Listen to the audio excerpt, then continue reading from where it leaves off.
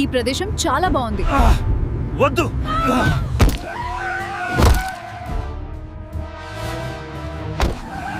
ఒక హత్య, 4 రాష్ట్రాల పోలీసులు, వందల కిలోమీటర్ల వేట. ఢిల్లీలో మొదలైన ఒక చిన్న క్లూ పోలీసులను హర్యానా దాటించి రాజస్థాన్ వరకు తీసుకెళ్లింది. అక్కడ ఎదురైన దృశ్యం చూసి ఇన్వెస్టిగేషన్ ఆఫీసర్లే షాక్ అయ్యారు. అసలు ఆ యువతి ఎవరు? ఆ రెండో మృతదేహం ఎవరిది? 4 రాష్ట్రాల పోలీసులకు నిద్ర లేకుండా చేసిన ఈ మిస్టరీ వేట చివరి నిమిషం వరకు మిమ్మల్ని ఊపిరి బిగబెట్టేలా చేస్తుంది. చీకటి రాజ్యమేలుతున్న అర్ధరాత్రి హర్యానాలోని రేవారి పట్టణం గాఢ నిద్రలో మునిగిపోయి ఉంది. ఆ రోజు 2019 డిసెంబర్ 7 తెల్లవారుజామున 3 గంటల సమయం. గజగజ వణికించే చలిలో ఒక వాచ్మెన్ తన నైట్ డ్యూటీ ముగించుకుని ఇంటికి నడుచుకుంటూ వెళ్తున్నాడు. ప్రతిరోజు వెళ్లే ఆ నిర్మానుష్యమైన కాలనీ రోడ్డు ఆ రోజు ఎందుకో అతనికి చాలా వింతగా అనిపించింది. ఆ దారిలో స్ట్రీట్ లైట్లు ఉండవు. అలా నడుస్తుండగా రోడ్డు పక్కన ఏదో ఒక పెద్ద సంచి అతని కంటపడింది. ఉత్సుకత ఆపుకోలేక అసలేంటో చూద్దామని అడుగులో అడుగు వేసుకుంటూ దానివైపు వెళ్ళాడు. వణుకుతున్న చేతులతో తన జేబులో ఉన్న ఫోన్ తీసి ఫ్లాష్ లైట్ ఆన్ చేశాడు. ఆ వెలుతురు ఆ సంచి మీద పడగానే ఒక్కసారిగా అతని ప్రాణాలు గాల్లో కలిసిపోయినంత పనైంది. నోట మాట రాక భయంతో గట్టిగా కేక వేశాడు. అతను చూసింది మరేదో కాదు, రక్తపు మడుగులో నిర్జీవంగా పడి ఉన్న డెడ్ బాడీని. కాసేపటికి తేరుకుని వణికిపోతున్న చేతులతోనే పోలీసులకు ఫోన్ చేశాడు. సరిగ్గా 15 గంటలో పోలీసులు అక్కడికి వచ్చారు. డెడ్ బాడీని చూశారు. ఆ డెడ్ బాడీ ఒక యువతిది. ఆమెకు పట్టుమని పాతికేళ్లు కూడా ఉండవు. ఆమె వేసుకున్న జీన్సు, షర్టు రక్తంతో తడిసిపోయాయి. పోలీసులు దగ్గరకు వెళ్లి పరిశీలించగా ఆమె చనిపోయి ఎంతో సమయం కాలేదని అర్థమైంది. ఆ యువతి శరీరంపై 4 బుల్లెట్ల గాయాలు ఉన్నాయి. గుండెను చీల్చుకుంటూ వెళ్లిన ఆ తూటాల వల్ల ఆమె చివరి క్షణాల్లో ఎంతటి నరకం అనుభవించి ఉంటుందో పోలీసులు అర్థం చేసుకోగలిగారు. అయితే ఈ ఇన్వెస్టిగేషన్లో పోలీసులకు ఒక పెద్ద చిక్కుముడి ఎదురైంది. ఇది నిర్మానుష్య ప్రాంతమే అయినా 4 సార్లు తుపాకీతో కాలిస్తే కాలనీ వాసులకు శబ్దం వినిపించలేదా? ఒక్కరు కూడా నిద్రలేచి బయటకు ఎందుకు రాలేదు అనుకున్నారు. అంటే ఆమెను ఇక్కడ చంపలేదు, మరెక్కడో హత్య చేసి ఆధారాలు దొరకకుండా ఉండడానికి ఈ నిర్మానుష్య ప్రాంతంలో శవాన్ని పారేసి వెళ్ళిపోయారని అంచనా వేశారు. ఒకవేళ వేరే చోట హత్య చేసి ఇక్కడ పడేస్తే శవం చుట్టూ ఇంత రక్తం ఎలా వచ్చింది? సాధారణంగా ప్రాణం పోయాక రక్తం గడ్డకట్టాలి కదా అనే అనుమానం కలిగింది.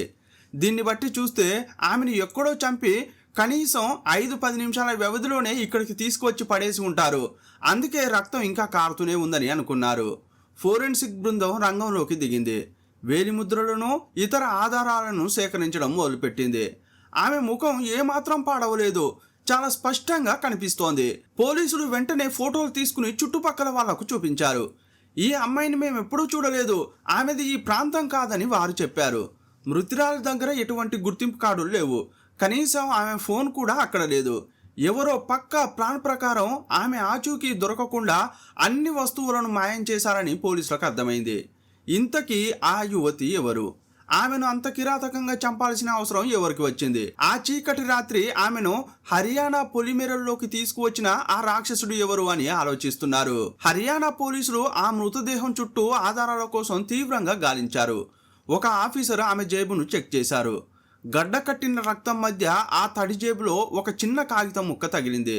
దాన్ని బయటకు తీసి చూడగానే పోలీసుల కళ్ళు ఆశ్చర్యంతో విచ్చుకున్నాయి. అది ఒక బ్యూటీ పార్లర్ విజిటింగ్ కార్డు. కానీ విచిత్రం ఏంటంటే ఆ కార్డుపై ఉన్న అడ్రస్ హర్యానాది కాదు, ఢిల్లీకి సంబంధించింది. హర్యానాలో ఒక నిర్మానుష్య ప్రాంతంలో దొరికిన డెడ్ బాడీకి ఢిల్లీలోని బ్యూటీ పార్లర్కు ఏంటి సంబంధం?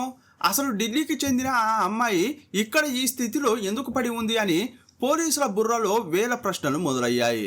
అదే సమయంలో ఫోరెన్సిక్ నిపుణులు ఒక షాకింగ్ నిజం బయటపెట్టారు. సంఘటన స్థలంలో ఎంత వెతికినా ఒక్కటంటే ఒక్క బుల్లెట్ కేసింగ్ కూడా దొరకలేదు. దీన్ని బట్టి ఒక విషయం పోలీసులకు అర్థమైంది. ఆ యువతి ఇక్కడ హత్యకు గురి కాలేదు.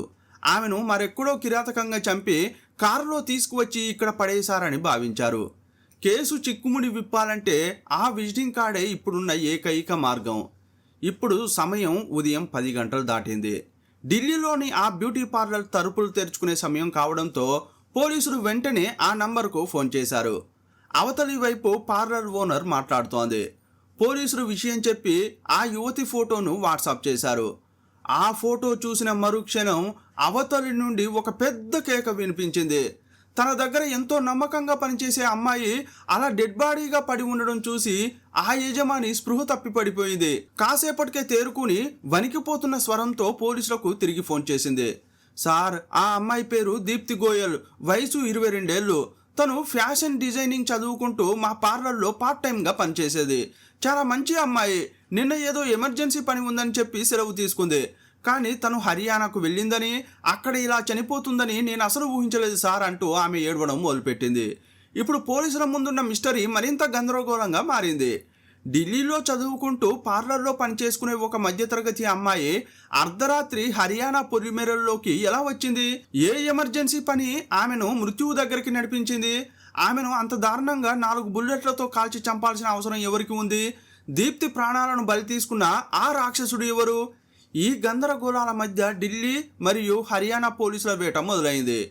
ఈ వింత కేసులో వెలుగు చూసిన సంచలన మలుపులు ఏంటి? దీప్తి మరణం వెనుక ఉన్న ఆ డార్క్ సీక్రెట్ ఏంటో ఇవాల్టి వీడియోలో చూద్దాం. మీరు చూస్తున్నది తెలుగు మిస్టరీ. నేను మీ ప్రభాకర్.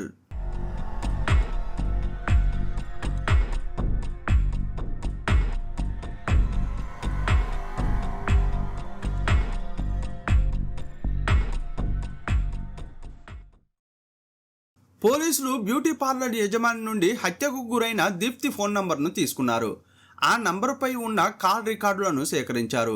వాటిని పరిశీలించగా చివరి రాత్రి 11 గంటలకు తన తండ్రితో మాట్లాడిందని తెలిసింది. పోలీసులు వెంటనే ఆమె తండ్రికి ఫోన్ చేసి ఈ చేదు వార్తను చెప్పారు. ఢిల్లీలో ఉన్న ఆయన ఈ విషయం వినగానే కుప్పకూలిపోయాడు. పోలీసులతో ఏం చెప్పాడంటే, సార్, అసలు నేను రాజస్థాన్కు చెందినవాడిని. పని కోసం ఢిల్లీకి వచ్చాను. ఇక్కడ నేను నా కూతురు మాత్రమే ఉంటున్నాం. నా కూతురు కాలేజీకి వెళ్తూనే ఈ పార్లర్లో పనిచేసేది. సంఘటన జరిగిన రోజు అంటే డిసెంబర్ 6న తను ఒక స్నేహితురాలిని కలవడానికి వెళ్తున్నానని చెప్పి బయలుదేరింది. కానీ తిరిగి రాలేదు. రాత్రి 11:30 వరకు నేను కాల్ చేస్తూనే ఉన్నాను, కానీ ఫోన్ తీయలేదు. కానీ తెల్లవారుజామున 4 గంటలకు నా కూతురు నుండి ఒక మెసేజ్ వచ్చింది. అందులో ఏముందంటే, నాన్న, నేను ఒక స్నేహితురాలి ఇంటికి వచ్చాను. ఈరోజు ఇక్కడే ఉంటాను, రేపు ఇంటికి వస్తాను అని అందులో ఉంది. స్నేహితురాల దగ్గరికి వెళ్ళింది కదా, లేట్ అయ్యి అక్కడే ఉండిపోయి ఉంటుందిలే అని నేను అంత సీరియస్గా తీసుకోలేదని చెప్పాడు. అతను చెప్పేది వినడానికి మామూలుగానే ఉన్నా ఆయన చెప్పిన సమయం పోలీసులకు ఆసక్తిని కలిగించింది. తెల్లవారుజామున 4 గంటలకు ఆమె మెసేజ్ పంపిందని ఆయన చెప్పాడు. కానీ హర్యానాలో దీప్తి శవం దొరికిన సమయం 3:30. అంటే 3:30 కన్నా ముందే ఆ అమ్మాయి హత్యకు గురైంది. బహుశా రాత్రి 3 గంటలకే హత్య జరిగి ఉండవచ్చు. మరి చనిపోయిన అమ్మాయి 4 గంటలకు తండ్రికి మెసేజ్ ఎలా పంపిస్తుందని పోలీసులకు అనుమానం కలిగింది. అంటే ఎవరైతే ఆ యువతిని చంపారో వాళ్ళే దీప్తి ఫోన్ను ఉపయోగించారు. హంతకుడే ఆమె తండ్రికి ఆ మెసేజ్ పంపాడు. ఎక్కడ తండ్రి వెళ్ళి పోలీసులకు ఫిర్యాదు చేస్తాడో అన్న భయంతో ఆయన్ని శాంతపరిస్తే తను తప్పించుకోవడానికి సమయం దొరుకుతుందని అలా చేసి ఉంటాడు. ఆ మెసేజ్ తర్వాత తండ్రికి ఆమె నుండి ఎటువంటి కాంటాక్ట్ లేదు.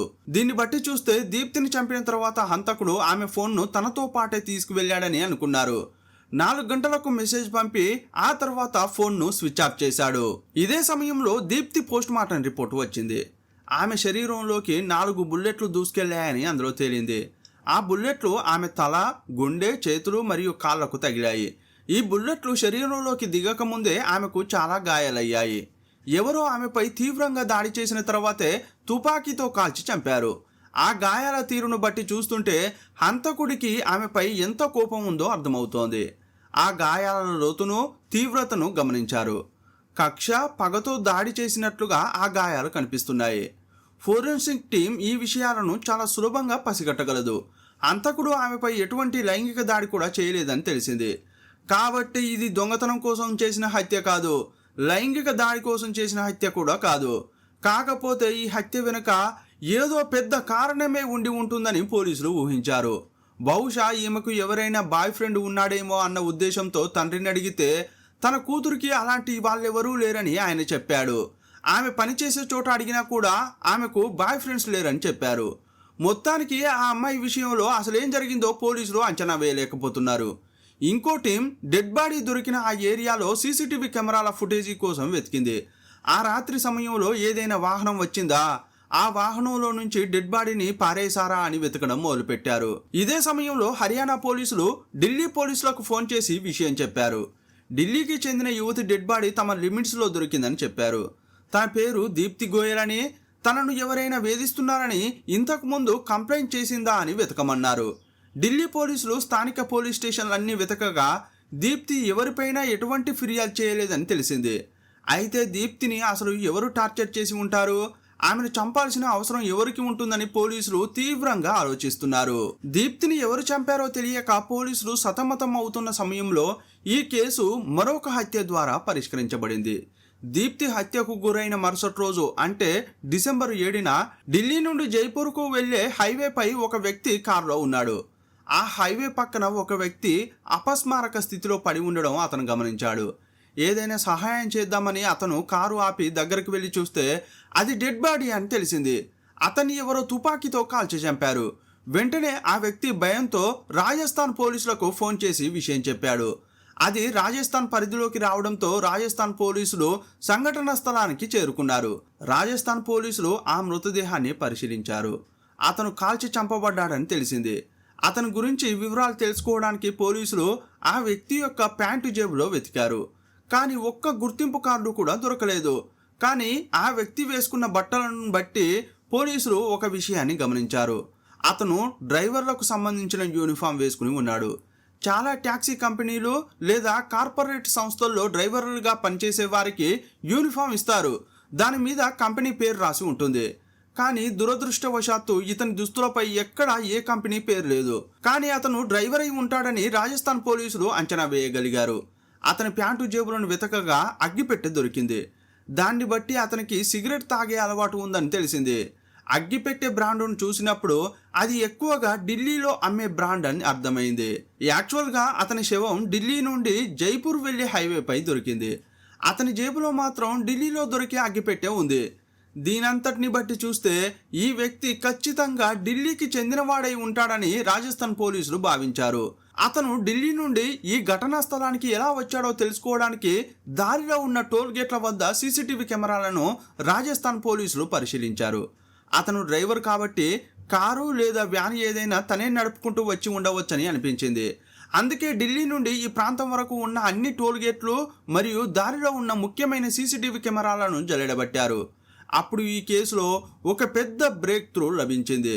ఒక టోల్ గేట్ దగ్గర ఒక కారు వెళ్తున్న దృశ్యం కెమెరాలో రికార్డ్ అయింది. దాన్ని నిశితంగా పరిశీలించగా హత్యకు గురైన వ్యక్తి ఆ కారును నడుపుతున్నట్లు కనిపించింది. కానీ అతని పక్కనున్న సీట్లో ఎవరూ కూర్చోలేదు. వెనక సీట్లో ఎవరైనా కూర్చున్నారా అనేది కెమెరా విజువల్స్లో స్పష్టంగా కనిపించట్లేదు. కానీ అతను కారు నడుపుతున్నాడనేది మాత్రం స్పష్టమైంది. పోలీసులకు ఆ కారు రిజిస్ట్రేషన్ నంబర్ కూడా దొరికింది. ఆ కారు ఎవరి పేరు మీద ఉందో తెలిస్తే ఆ వ్యక్తి ఎవరో తెలిసిపోతుంది. ఆ కారు నంబర్ తీసుకుని చెక్ చేస్తే ఆ కారు ఢిల్లీకి చెందిన అజిత్ సింగ్ అనే వ్యక్తి పేరు మీద రిజిస్టర్ అయి ఉంది. రాజస్థాన్ పోలీసులు వెంటనే అజిత్ సింగ్కు ఫోన్ చేశారు. కారు నంబర్ చెప్పి, సార్ ఇది మీ కారేనా అని అడిగారు. ఆయన అవును సార్ నా కారే, ఎందుకు అడుగుతున్నారు అని అన్నాడు. మీ కారు ఢిల్లీ నుండి రాజస్థాన్ వైపు వచ్చింది, దాన్ని మీరే నడుపుతున్నారా అని అడిగారు. లేదు సార్ నేను నడపడం లేదు, మా తమ్ముడు ఆ కారును తీసుకుని వెళ్ళాడు అని అజిత్ సింగ్ చెప్పాడు. ఇంతకీ మీ తమ్ముడు పేరు ఏంటి అని పోలీసులు అడిగారు. నా తమ్ముడి పేరు దేవేంద్ర కుమార్, అతను ట్యాక్సీ బిజినెస్ చేస్తున్నాడు. అతనికి సరైన ఆదాయం లేకపోవడంతో నా కారునే ఇచ్చాను, దాన్ని నడుపుకుంటూ అతను బతుకుతున్నాడు. డిసెంబర్ 6న నా తమ్ముడు ఢిల్లీ నుంచి జైపూర్ వెళ్ళడానికి ఒక బుకింగ్ వచ్చింది. అది చాలా దూరం అని నాకు చెప్పాడు. తన భార్య కూడా అంత దూరం వెళ్ళొద్దని గొడవ చేసింది. కానీ వెళ్ళి వస్తే మంచి ఆదాయం వస్తుందని నాకు చెప్పాడు.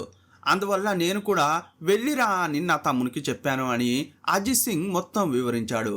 అంటే డిసెంబర్ 6న ఒక కస్టమర్ బుక్ చేసుకోవడంతో వారిని దించడానికి అతను ఢిల్లీ నుంచి జైపూర్ బయలుదేరాడు.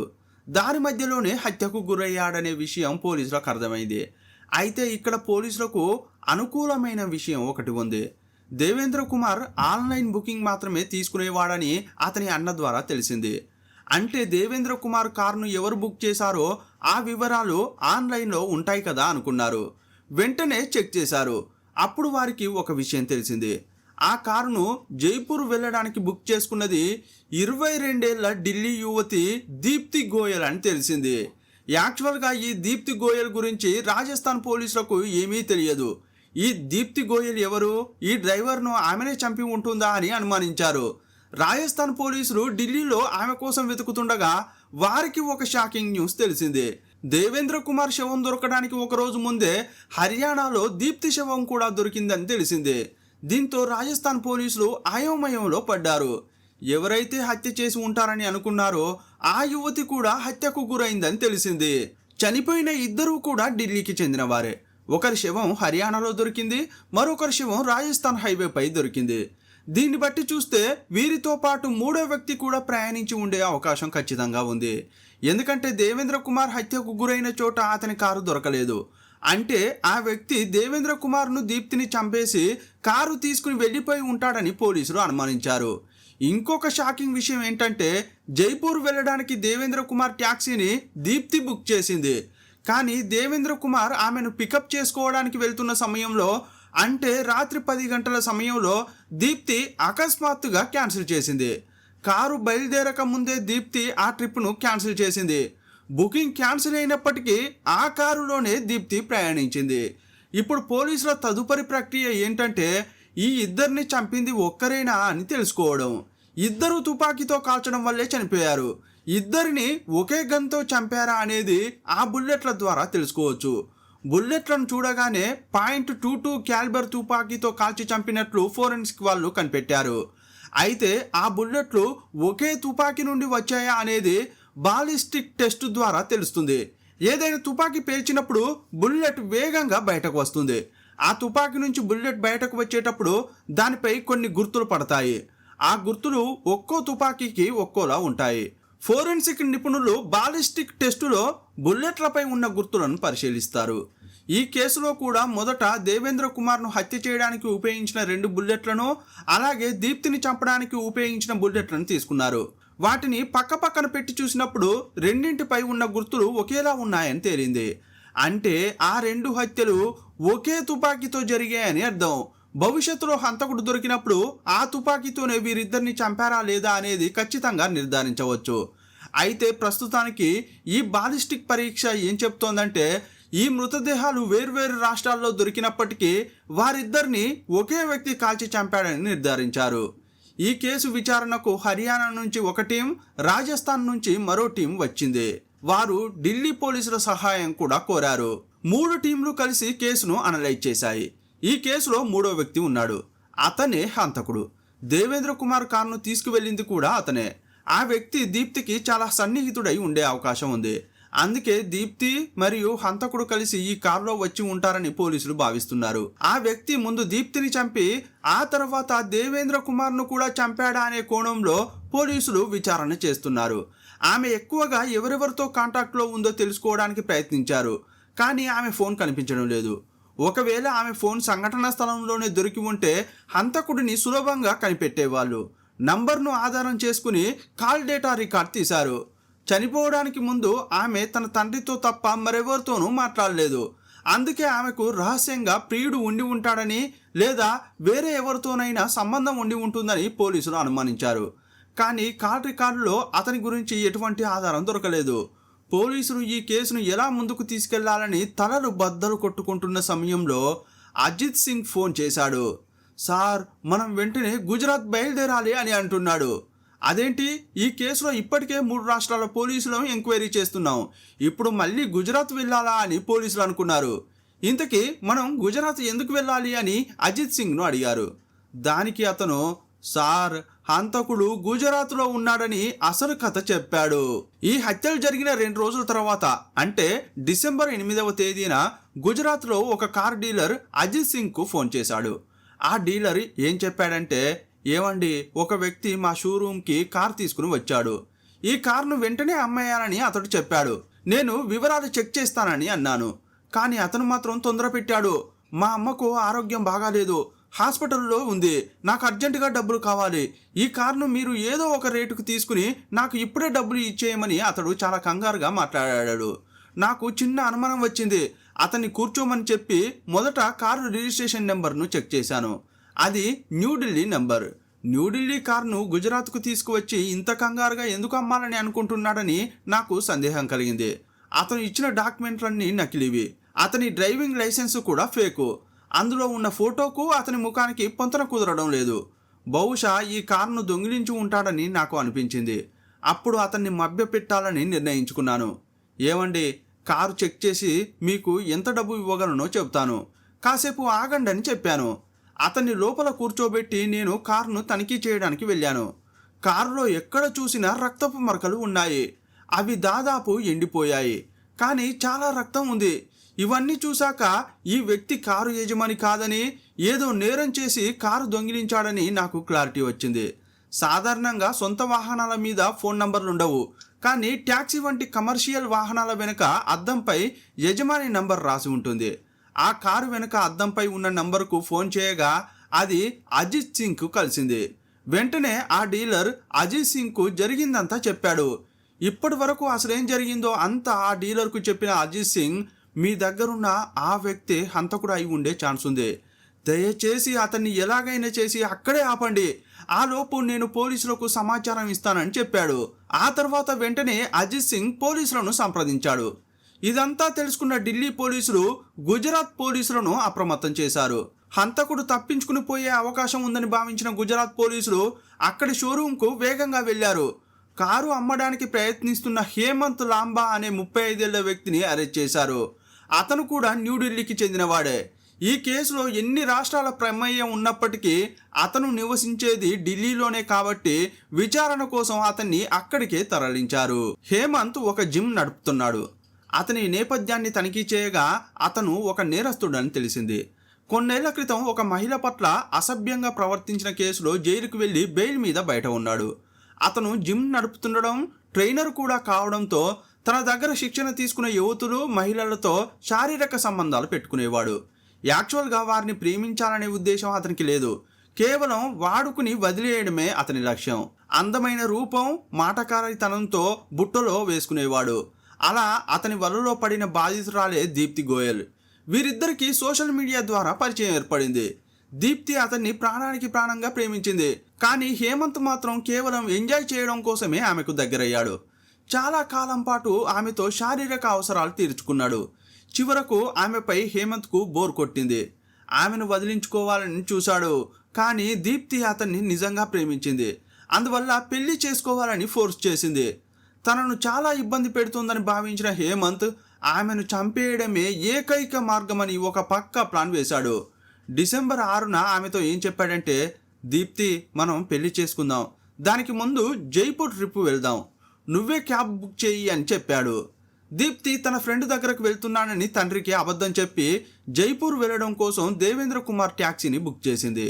హేమంత్ తన నేరం బయటపడకూడదని భావించి దారిలో బుకింగ్ను క్యాన్సిల్ చేయించాడు. కానీ దేవేంద్ర కుమార్కు నచ్చజెప్పి ఎక్కువ డబ్బులు ఇస్తామని నమ్మించి ప్రయాణం కొనసాగించారు. కారు ఢిల్లీ దాటిన కొద్దిసేపటికే పెళ్లి విషయంలో గొడవ మొదలైంది. కోపంతో ఊగిపోయిన హేమంత్ కారులోనే దీప్తిని దారుణంగా కొట్టాడు. ముందు ప్లాన్ చేసుకున్నట్లే తన దగ్గరున్న తుపాకీతో ఆమెను 4 రౌండ్లు కాల్చి చంపేశాడు. ఇది చూసిన డ్రైవర్ దేవేంద్ర భయంతో వణికిపోయాడు. హేమంత్ తుపాకీతో దేవేంద్రను బెదిరించి శవాన్ని పడేయడానికి హర్యానాలోని రేవారి పట్టణానికి తీసుకెళ్లాడు. అక్కడ ఒక నిర్మానుష్య వీధిలో శవాన్ని పడేసి తిరిగి జైపూర్ వెళ్ళమని డ్రైవర్కు చెప్పాడు. దారి పొడవునా హేమంత్ ఆలోచిస్తూనే ఉన్నాడు. ఈ క్యాబ్ డ్రైవర్ ఈ హత్యకు ప్రత్యక్ష సాక్షి. ఇతను బయటకు వెళ్ళిన తర్వాత నేరుగా పోలీసుల దగ్గరకే వెళ్ళి నిజం చెబుతారని భయపడ్డాడు. అందుకే దేవేంద్ర కుమార్ను కూడా వదిలించుకోవాలని హైవే పక్కన కారు ఆపమని చెప్పాడు. దేవేంద్ర కుమార్ను కారు దిగమని చెప్పి తుపాకీతో కాల్చి చంపేశాడు. అంతకుముందే దీప్తి మృతదేహాన్ని పడేసే సమయంలో ఆమె ఫోన్తో సహా మిగిలిన వస్తువులన్నీ తీసుకున్నాడు. దేవేంద్ర కుమార్ను చంపిన తర్వాత అతని వస్తువులను కూడా కాజేశాడు. పోలీసులకు దొరకకూడదనే ఉద్దేశంతో దీప్తి తండ్రికి అనుమానం రాకుండా ఉండేందుకు ఆమె ఫోన్ నుండి, నాన్న, నేను రేపు ఇంటికి వస్తాను అని మెసేజ్ పంపి వెంటనే ఫోన్ స్విచ్ ఆఫ్ చేశాడు. ఆ తర్వాత కారును శుభ్రం చేశాడు. వెనక సీటుపై ఉన్న రక్తపు మరకలను సాధ్యమైనంత వరకు కడిగేశాడు. ఎటువంటి ప్లాన్ లేకుండా నేరుగా జైపూర్ వెళ్ళిపోయాడు. ఒక రోజంతా అక్కడే ఉండి ఏం చేయాలో తోచక సతమతమయ్యాడు. అతని దగ్గరున్న డబ్బులన్నీ అయిపోయాయి. మరోవైపు దీప్తి, దేవేంద్ర మృతదేహాలు ఎప్పుడైనా దొరకవచ్చనే భయం అతన్ని వెంటాడుతోంది. అప్పుడే అతనికి కారును అమ్మేయాలనే ఆలోచన వచ్చింది. జైపూర్లో అమ్మితే దొరికిపోయే ప్రమాదం ఉందని భావించి ఎవరికీ అనుమానం రాకుండా ఉండేందుకు ఆ కారును గుజరాత్కు తీసుకెళ్లాడు. అయితే గుజరాత్లోని ఆ కార్ డీలర్ చాలా తెలివైన వాడు. హేమంత్ ప్రవర్తనను బట్టి అతను ఏదో నేరం చేశాడని గ్రహించాడు. కారులో ఉన్న రక్తపు మరకలను గుర్తించి వెనక అద్దంపై ఉన్న నంబర్కు ఫోన్ చేసి అజిత్ సింగ్ను సంప్రదించడంతో ఈ కేసు మరో మలుపు తిరిగింది. గుజరాత్ పోలీసులు వచ్చే వరకు ఆ డీలర్ హంతకుడిని మాటలతో మభ్యపెట్టి అక్కడే ఆపగలిగాడు. చివరికి పోలీసుల విచారణలో హేమంత్ తను చేసిన 2 హత్యల గురించి ఒప్పుకుంటూ వాంగ్మూలం ఇచ్చాడు. 2019 డిసెంబర్ 8వ తేదీన హేమంత్ అరెస్ట్ అయ్యాడు. 4 రాష్ట్రాల పోలీసులు సమన్వయంతో పనిచేసి కేవలం 2 రోజుల్లోనే హంతకుడిని పట్టుకున్నారు. అనంతరం హేమంత్పై ఛార్జ్షీట్ దాఖలు చేశారు. ఢిల్లీ కోర్టులో ఈ కేసు విచారణ 4 ఏళ్ల పాటు సాగింది. చివరకు మే 12, 2023వ తేదీన హేమంత్కు పెరోల్ అవకాశం లేని జీవిత ఖైదు శిక్ష పడింది. ఈ కేసులో హీరో ఎవరైనా ఉన్నారంటే అది గుజరాత్లోని ఆ కార్ డీలరే. అతను కేవలం లాభం చూసుకోకుండా ఈ కారులోని రక్తాన్ని చూసి అనుమానించి నిజాయితీగా పోలీసులకు సమాచారం ఇచ్చాడు. అతను ఇచ్చిన సమాచారంతో 2 మృతులకు న్యాయం జరిగింది. నిందితునికి శిక్ష పడడం వల్ల చనిపోయిన వారి ఆత్మలు శాంతించి ఉంటాయి. నాకెందుకులే అని అనుకోకుండా డీలర్ ఇచ్చిన సమాచారమే ఒక నేరస్తుడిని కటకటాల వెనక్కి పంపింది. ఈ కేసును పరిశీలించిన తర్వాత చాలా కేసులను అనలైజ్ చేసిన అనుభవంతో ఒక విషయం చెప్పాలని అనిపిస్తోంది. ఈ రోజుల్లో ప్రేమ లేదా డేటింగ్ విషయంలో 2 కోణాలు ఉన్నాయి. ఒకటి క్యాజువల్ రిలేషన్షిప్, రెండోది సీరియస్ రిలేషన్షిప్. క్యాజువల్ అంటే పెళ్ళి గిల్లి ఏం వద్దు, జస్ట్ కలిసి ఎంజాయ్ చేద్దాం, ఆ తర్వాత ఎవరి దారి వారు చూసుకుందామని అనుకోవడం. ఇద్దరు అలాగే అనుకున్నప్పుడు ఎలాంటి సమస్య ఉండదు. కానీ ఇక్కడ ఏం జరుగుతుందంటే ఒక వ్యక్తి కేవలం ఎంజాయ్ చేయడం కోసమే వస్తాడు, కానీ ఆ విషయాన్ని యువతికి చెప్పడు. ఎందుకంటే చెబితే ఆమె ఒప్పుకోదని అతనికి ముందే తెలుసు. కానీ ఆ యువతి మాత్రం పెళ్లి చేసుకోవాలనే ఉద్దేశంతో సీరియస్ రిలేషన్ అనుకుని వస్తుంది. యాక్చువల్గా అతను కేవలం ఎంజాయ్ చేయడం కోసం ఆమెను ప్రేమ పేరుతో మోసం చేస్తున్నాడు. కానీ ఆ తర్వాత ఆ యువతి అతన్ని వదిలిపెట్టదు, పెళ్లి కోసం ఒత్తిడి తెస్తుంది. ఇలాంటి పరిస్థితుల్లోనే చాలా నేరాలు జరుగుతున్నాయి. ఒక వ్యక్తి బయటకు వచ్చేయాలని చూస్తున్నప్పుడు మరో వ్యక్తి మాత్రం నాకు ఈ బంధం కావాలి అని పట్టుబడినప్పుడు ఇలాంటి క్రైమ్స్ జరుగుతున్నాయి. కానీ ఎక్కువ కేసుల్లో యువతులు, మహిళలే బలవుతున్నారు. ఇలాంటి కేసుల్లో అమ్మాయిలు చేసే తప్పు ఏంటంటే సదరు వ్యక్తి ఉద్దేశం ఏంటో తెలియకుండా శారీరక సంబంధానికి ఒప్పుకోవడం. అతను నిజంగా పెళ్లి చేసుకుంటాడనే నమ్మకంతోనే ఆమె ఒప్పుకుని ఉండవచ్చు, కానీ అవతలి వ్యక్తి ఆలోచన పూర్తిగా వేరుగా ఉంటుంది. కాబట్టి ఈ కాలంలో ప్రేమలో ఉండేవారు ముందు మీకు ఏం కావాలో నిర్ణయించుకోండి. మగాడు తన అవసరం తీర్చుకోవడానికి 100 సాకులు చెప్తాడు, కానీ అమ్మాయిలు క్లారిటీతో ఉండాలి. మీకు క్యాజువల్ రిలేషన్ కావాలా, సీరియస్ రిలేషన్ కావాలా నిర్ణయించుకోండి. ఎక్కువ కేసుల్లో అమ్మాయిలు మోసపోతున్నారు కాబట్టి అమ్మాయిలను అప్రమత్తంగా ఉండాలని చెబుతున్నాం. అందుకని ఇందులో వేరే అర్థం వెతుకొద్దు. మగాడి మనసులో కేవలం క్యాజువల్ రిలేషన్ కావాలని ఉన్న అమ్మాయిని లొంగ తీసుకోవడానికి ఆ విషయాన్ని దాచిపెట్టవచ్చు, పచ్చి అబద్ధాలు కూడా చెప్పవచ్చు. మరి సీరియస్ రిలేషన్ కోరుకునే ఒక యువతి ఏం చేయాలంటే ఎట్టి పరిస్థితుల్లోనూ పెళ్లికి ముందు శారీరక సంబంధానికి అస్సలు ఒప్పుకోవద్దు. ఒక యువకుడికి పెళ్లి చేసుకోవాలనే నిజమైన ఉద్దేశం ఉంటే ఆ యువతి శారీరక సంబంధాన్ని పెళ్లి వరకు వాయిదా వేస్తే మొదట్లో అతనికి కొంచెం నిరాశ కలగవచ్చు, కానీ వద్దు అని చెప్పినంత మాత్రాన ఆ యువతిని వదిలి వెళ్ళడు. ఎందుకంటే అతని ఉద్దేశం కేవలం శారీరక సంబంధమే కాదు, అతను ఆ యువతిని పెళ్లి చేసుకోవాలనే ఆలోచనతో ఉన్నాడు కాబట్టి సరేలే పెళ్లి తర్వాత చూసుకుందామని అనుకుంటాడు. కానీ ఒక వ్యక్తి తన అవసరం తీర్చుకుని వదిలేయాలనే ఉద్దేశంతో దగ్గరికి వస్తే అతను కూడా పెళ్లి చేసుకుంటానని నాటకాలు ఆడవచ్చు. కానీ ఆ యువతి వద్దు అని గట్టిగా నిలబడినప్పుడు ఒక దశలో అతనికి విసుగు వస్తుంది. ఈమెతో టైం వేస్ట్ అని భావించి అతను వదిలి వెళ్ళే అవకాశం ఉంది. అందువల్ల అమ్మాయిలకు తెలుగు మిస్టరీ ఛానల్ చెప్పేది ఒకటే, మీరు నిజంగా ఒకరిని పెళ్లి చేసుకుని జీవితాంతం వారితోనే కలిసి ఉండాలని అనుకుంటే అతను సరైన వ్యక్తో కాదో తెలుసుకోవడానికి పెళ్లికి ముందు ఎట్టి పరిస్థితుల్లోనూ శారీరక సంబంధానికి అనుమతించకండి. అప్పుడే వారి నిజాయితీ బయటపడుతుంది. సరైన వ్యక్తిని ఎంచుకోవడానికి ఇది సులభమైన మార్గం. ఈ వీడియోపై మీ అభిప్రాయం ఏంటో కామెంట్ బాక్స్లో రాయండి. మరో వీడియోలో మళ్ళీ కలుసుకుందాం. అప్పటి వరకు సెలవు. జై హింద్.